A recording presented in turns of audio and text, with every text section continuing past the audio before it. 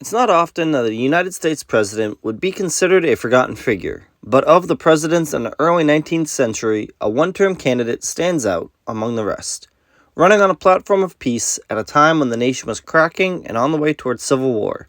Let's bring the past into the present with the 14th President of the United States, Franklin Pierce. There are many figures who contribute to history. Most are overlooked, some command the spotlight, and some are simply forgotten. American history is no exception, with heroes, traitors, villains, and simply those who were in the right spot at the right time. But all these figures, good or bad, would contribute to this story, our story. This is Forgotten Figures.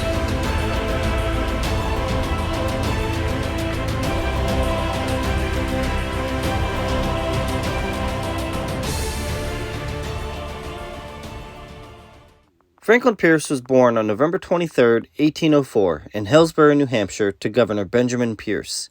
He would go on to attend Bowdoin College in Maine and would study law as a graduate student.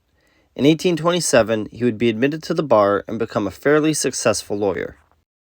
At 24, he decided to run for the New Hampshire state legislature as an Andrew Jackson Democrat. He would serve from 1829 to 1833, at which point he would run and be nominated for the U.S. House, serving until 1837. During this time, he would marry Jane Means Appleton, daughter of the Bowdoin College president. From 1837 until 1842, he would represent New Hampshire as a U.S. Senator. At the end of his term, he would return to the Granite State to resume his law practice. Following in the steps of Andrew Jackson, he was pro-expansion of the United States, and as such, volunteered for the war against Mexico in 1847. Pierce's father was a lieutenant in the American Revolution, and both of his older brothers fought in the War of 1812. With them in mind, he volunteered as a colonel and shipped off to Mexico. The following year, he was made a brigadier general and was tasked with leading roughly 2,500 men and supplies to reinforce General Winfield Scott's invasion of Mexico City. During the Battle of Churubusco, he suffered a wound to his knee when his horse fell on him. He managed to saddle another horse, but eventually would pass out from the pain. This earned him the unfortunate nickname of Fainting Frank. He would see the war to its end in 1848, at which point he returned to his law practice in New Hampshire. Against the wishes of his wife, he agreed to run for president in 1852. It would take 49 ballots before he would be nominated by the Democratic Party to run against his former commanding general, the Whig candidate, Winfield Scott. He would be touted as Young Hickory and ran on a peace platform that supported the 1850 Missouri Compromise. In a landslide election, he would win the presidency, 254 electoral votes to 42. Before he could take office, however, he and his wife would watch in horror as their 11-year-old son Benny would be killed in a railroad accident. The couple would never be the same after that. Franklin Pierce would go on to be the youngest person elected president at 47, until the election of JFK in 1961.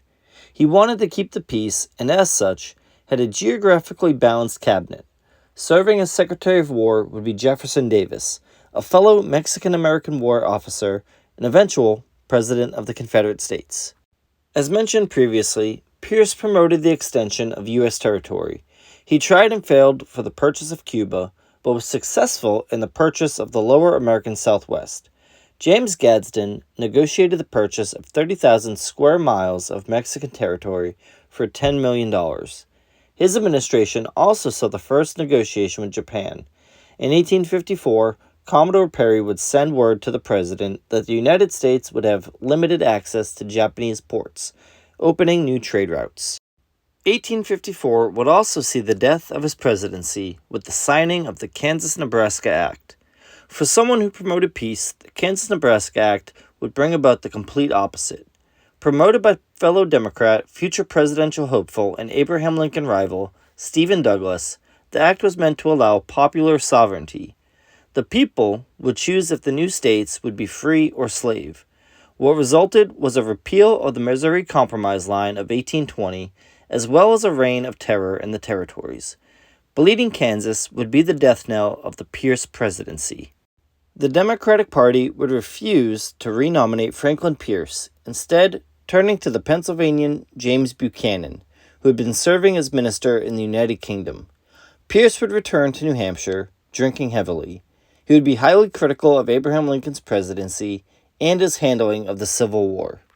On October 8, 1869, in Concord, New Hampshire, Franklin Pierce would succumb to alcoholism and cirrhosis of the liver, passing away. Franklin Pierce often gets overlooked in history. He was a one-term president overshadowed by the events of the Civil War, and despite adding to the size of the country, helped accelerate the division within. Still, he deserves to be remembered for this ambition to add to the Union, as well as his foreign policy, not to mention that he's the only president from the great state of New Hampshire. If you enjoyed this video, check out the others on my YouTube page, as well as hit the like and subscribe buttons. Do you have a suggestion on a video I should make next? Drop a comment. As always, follow me on Twitter at PastAndPresent4. Thanks for watching.